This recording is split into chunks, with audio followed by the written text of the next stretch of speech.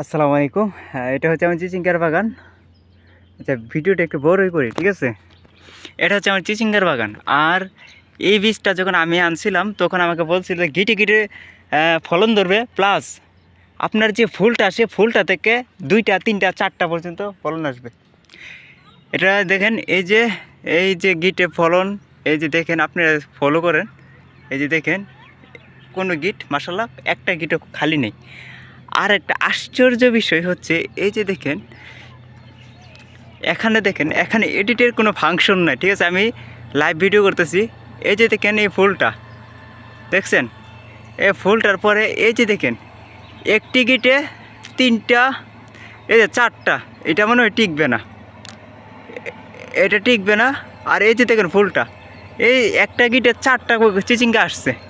আর আমার নতুন চিচিঙ্গা আসতেছে, এই যে দেখেন। তো ভিডিও লম্বা করবো না এখন। এই যে চিচিঙ্গা কাটতেছি বাজারের জন্য, কথা ছিল 1 সপ্তাহ পরে ভিডিও করব, কইরা লাইছি। যে এই ফলনটা দেখে আমি অবাক হয়েছি। আমার ওদের কথায় তেমন একটা বিশ্বাস হয় নাই। তো এই জাতটা অন্তত ভালো। এবং আমি আপনাদেরকে দেখাই, এই যে চিচিঙ্গাটা একটু বেঁকা নয়, ঠিক আছে? একদম দেখেন সোজা।